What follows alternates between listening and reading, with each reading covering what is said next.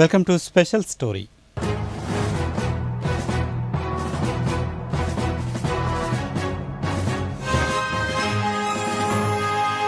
అక్కడ చట్టం వారి చుట్టం. ఇక్కడ న్యాయం, ధర్మం, నీతి ఇటువంటి పదాలకు అస్సలు ఆస్కారం ఉండదు. అంతా గోప్యమే. అంతేకాదు, రహస్యం కూడా. వీరు ఆడిందే ఆట, పాడిందే పాట వెరసి బొగ్గుపాలవుతున్నాయి ఇక్కడి పేదల బ్రతుకులు. ఇంత జరుగుతున్నా నేటి పాలకులైనా అధికారులైనా అందరూ కూడా వీరి తాయిలాలకు తలొగ్గి జరుగుతున్న పరిణామాలను ప్రశ్నించేందుకైనా అడిగేందుకైనా నాథుడే ఉండడుగాక ఉండడు. ఇంతకీ అక్కడ ఏం జరుగుతోంది, ఎలా జరుగుతోంది అని తెలుసుకోవాలంటే నెల్లూరు జిల్లా ప్రజలు కామధేను అని చెప్పుకునే కృష్ణపట్నం పోర్టు యొక్క పూర్వాపరాలను వాచ్ చేయాల్సిందే. మరి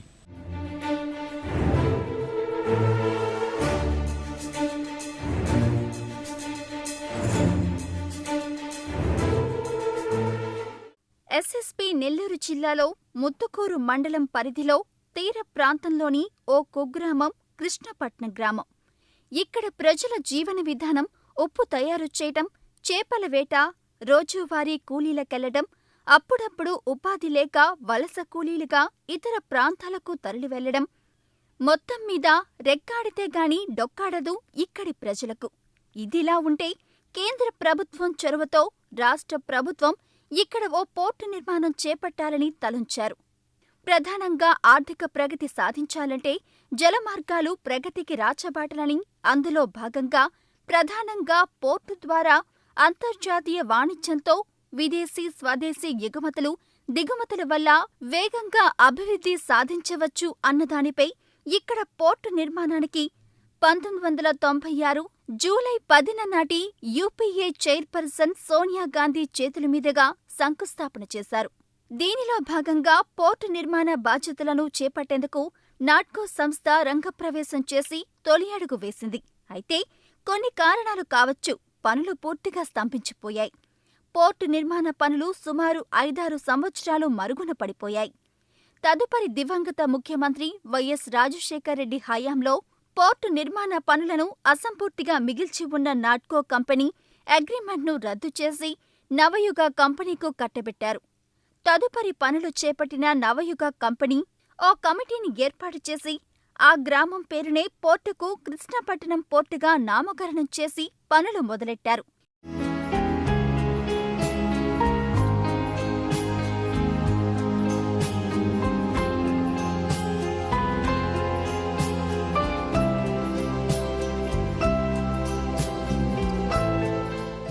ప్రధానంగా పోర్టు నిర్మాణంలో భాగంగా భూసేకరణకు అవసరమైన 6,203 ఎకరాల స్థలాన్ని ఎస్ఈజెడ్ కింద సదరు కంపెనీకి కట్టబెట్టారు.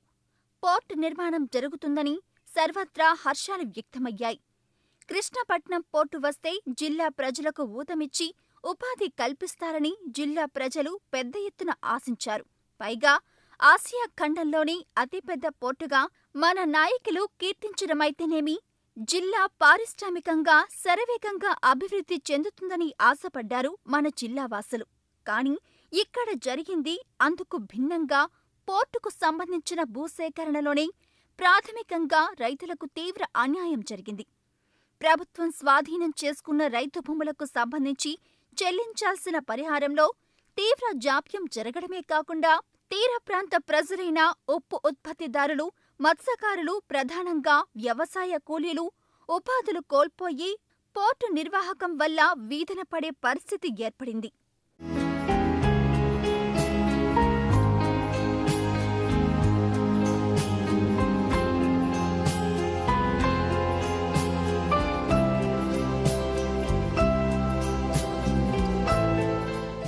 అదేవిధంగా నిర్వాసితులు ఎవరైతే ఉన్నారో వాళ్ళకి ఈరోజు పోర్టు యాజమాన్యం పునరావాస కేంద్రాలను ఏర్పాటు చేసింది. ఆ పునరావాస కేంద్రాలను ఒకసారి మనం పరిశీలించినట్లయితే ఈ దేశంలో ఉన్నటువంటి అన్ని సమస్యలు ఆ పునరావాస కేంద్రాల్లో మనం చూడొచ్చు. అక్కడ కనీసం తాగడానికి మంచినీళ్లు లేవు. గ్రౌండ్ వాటర్ మొత్తం కూడా కాలుష్యం బారిన పడిపోయి తాగేందుకు నీళ్లు లేని పరిస్థితి. అదేవిధంగా అక్కడ ఏర్పాటు చేసినటువంటి విద్య అంటే పాఠశాలలు కూడా అక్కడ కేవలం నామకే వాస్తే ఉన్నాయి తప్ప అక్కడ పాఠాలు చెప్తున్నటువంటి పరిస్థితి లేదు. ఉపాధ్యాయులు లేరు, విద్యార్థులు కూడా పోయేటటువంటి పరిస్థితి లేదు.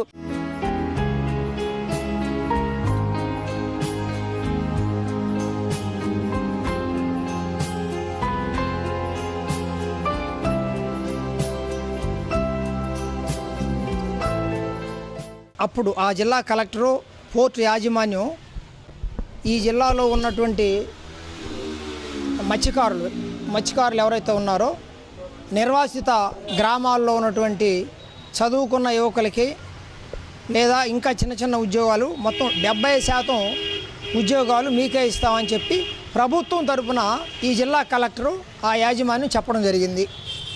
అది ఆచరణలో అసలు ఏమీ ఈరోజు కూడా ఆచరణలో ఏమీ లేదు.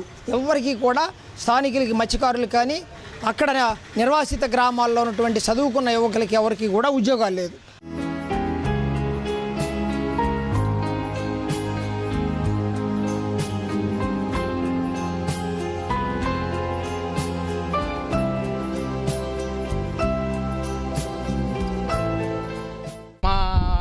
పోర్ట్ అభివృద్ధి కోసం అని చెప్పి ఇంచుమించు మొత్తం ఇది కృష్ణాపట్నం గ్రామం సంబంధించిన ల్యాండ్ తీసుకున్నారు. అప్పటి నుంచి ఇప్పుడు దాకా అయితే జాబులు అయితే మాకైతే ఏం మంచి జాబులు అయితే ఒక్క జాబ్ కూడా ఇవ్వలేదు. ఏమన్నా జాబులు ఇచ్చారంటే డ్రైవరు, క్లీనరు వగైరాలు ఇస్తున్నారు, కానీ మంచి జాబులు అయితే మాకు ఇవ్వడం లేదు. లోకల్ వాళ్ళు అంటే చాలా తక్కువ, చాలా చిన్న చూపు చూస్తున్నారు.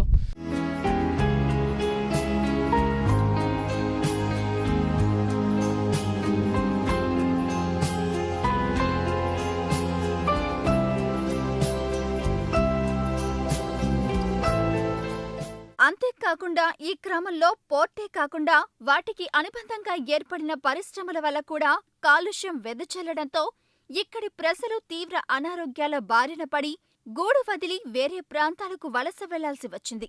వీరిలో కొంతమంది ఈ గ్రామాలను వదలలేక సహాయం కోసం ఎదురు చూస్తూ ఉన్న కొన్ని కుటుంబాలు వారికి సహాయం అందకపోవడంతో తమ భూములు అక్రమంగా ఆక్రమించుకున్నారని పదే పదే అధికారులకు మొరపెట్టుకుంటున్నా లాభం లేకపోవడంతో కొందరి సహకారంతో తీర ప్రాంత గ్రామస్తులు దేశ సర్వోన్నత న్యాయస్థానానికి మొరపెట్టుకున్నారు.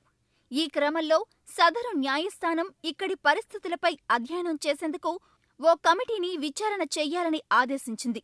విచారణైతే పూర్తి చేశారు, కానీ ఇంతవరకు ఫలితం వెల్లడించలేదు. ఇప్పటివరకు దాని ఊసేలేదు.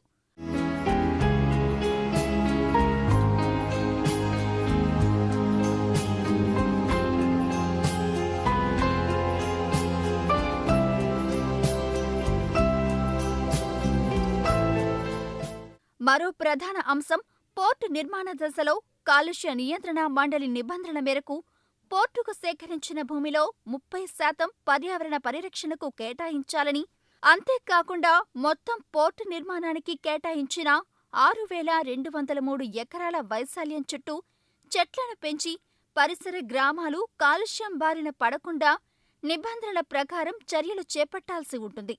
దీన్నే సాంకేతికంగా గ్రీన్ బెల్ట్ అని కూడా అంటారు. అయితే ఇక్కడ పరిస్థితులు చూస్తే వీరు పెంచే చెట్లు చూసినట్లయితే ఫ్యాషన్ ప్రపంచం కోసం చిన్న చిన్న పూల మొక్కలను వేసి చూపరులను ఇట్టే ఆకట్టుకునే విధంగా చేశారే తప్ప ఏదైతే నిబంధన ఉందో ఇక్కడ అటవీ శాఖ సూచించిన మొక్కలైనటువంటి వేప, చింత లాంటి భారీ చెట్లు వేయాల్సి ఉండగా అవి ఇక్కడ మచ్చుకైనా కనిపించవు.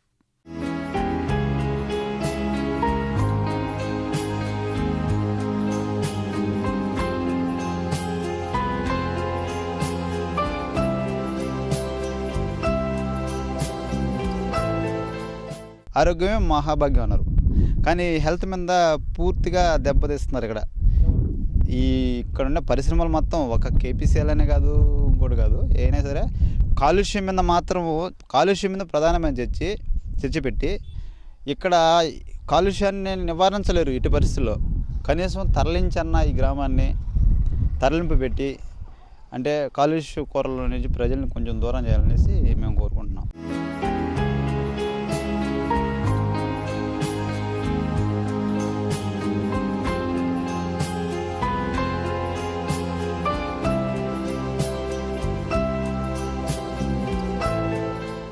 కృష్ణపట్నం గ్రామానికి రావాల్సింది పోయి కృష్ణపట్నం పోర్టులోకి పోయేది, అక్కడి నుంచి పొల్యూషన్ చూసుకొని ఇంకేమేమో చూసుకొని అటు నుంచి వెళ్ళిపోతున్నారు. కానీ మా ఊరికి ఏ రాజకీయ నాయకుడు, అధికార పార్టీ కానీ ప్రతిపక్షాలు పార్టీలు కానీ ఏ ఒక్కడు వచ్చిన దాఖలాలు లేవు. పోర్టు వాళ్ళు చూస్తే ఉద్యోగాలు ఇస్తామని చెప్పి ఈ స్వీపర్ చిన్న చిన్న ఉద్యోగాలు ఇచ్చి 5,000, 6,000 ఇస్తారు. బయట వాళ్ళని ఎవరినో భాష రాని వాళ్ళని అదర్ స్టేట్స్ వాళ్ళని తీసుకొని వచ్చి వాళ్ళకి మాత్రం ఉద్యోగాలు ఇస్తున్నారు. మా ఊరు వాళ్ళని ఎందుకు అసలు పోర్టులోకి ఎంటర్ చేయట్లేదో అర్థం కావట్లేదు.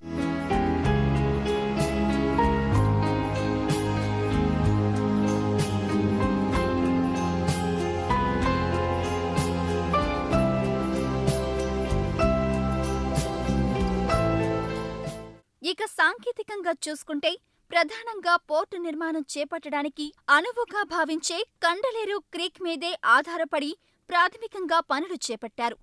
తదుపరి నిర్మాణ అవసరాలు తీరిన అనంతరం ఈ కాలువను ఇట్టే పూడ్చేశారు పోర్టు యాజమాన్యం. దీనిపై ప్రభుత్వ చర్యలు శూన్యం.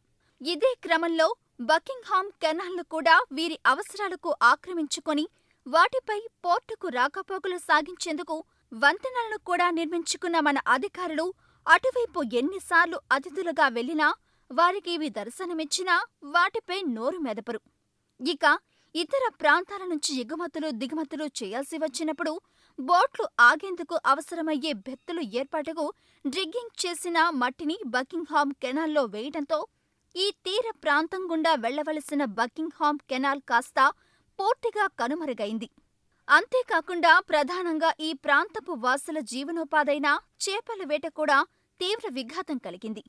మరోపక్క జలచరాల సంతానోత్పత్తికి మరియు ప్రకృతికి సంబంధించిన వైపరీత్యాలు సంభవించినప్పుడు రక్షణ వలయంగా శతాబ్దాల తరబడి ఉన్న మడ అడవులను కూడా నరికివేయడంతో అటు జలచరాల సంతానోత్పత్తికి ప్రకృతి వైపరీత్యాలకు ప్రమాదం పొంచి ఉంది. దీనిపై అటవీశాఖ అధికారులు, బకింగ్హామ్ కెనాల్ పర్యవేక్షకులు, మత్స్యశాఖ అధికారులు చర్యలు చేపట్టకుండా మిన్నకుండా ఉన్నారు.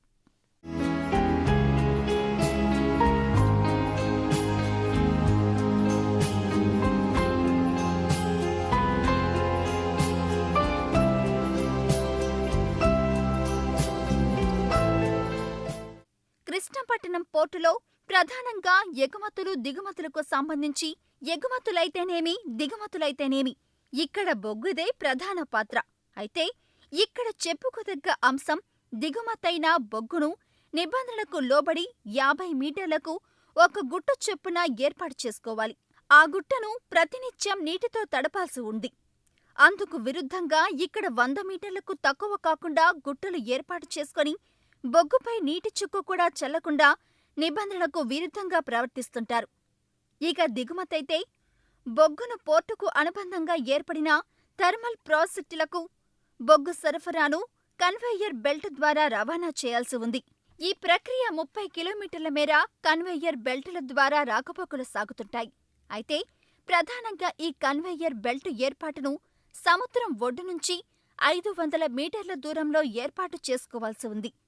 అయితే అందుకు విరుద్ధంగా కన్వేయర్ బెల్ట్ను అతి సమీపంలో ఏర్పాటు చేసుకుని బెల్టుకు కావలసిన భూసేకరణలో కూడా పారదర్శకత పాటించకుండా పేదల భూములపైనే ఈ కన్వేయర్ బెల్ట్ను ఏర్పాటు చేసి తద్వారా బొగ్గు రవాణా చేస్తున్నారు.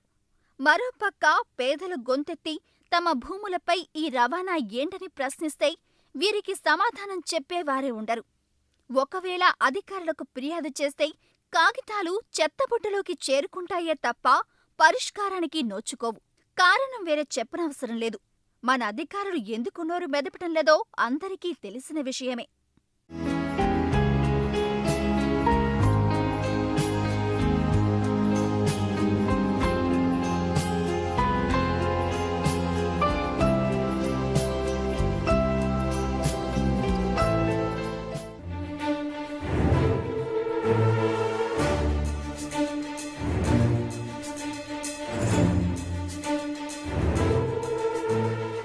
ఈ విషయమై నిబంధనలు ఇక్కడ గాలి కుదిలేసి పంట పొలాల్లో ఉన్న బోర్ల ద్వారా ఉత్పత్తి అయిన నీటిని ట్యాంకుల ద్వారా వచ్చే నీటిని కొనుగోలు చేసుకుని సరఫరా చేసుకుంటున్నారు. అలా చేయడం వల్ల భవిష్యత్తులో ఈ ప్రాంతమంతా కూడా భూగర్భ జలాలు అడుగంటే ప్రమాదం పొంచి ఉంది. దీనిపై సంబంధిత శాఖలు మౌనమునిలా ఉంటున్నాయి.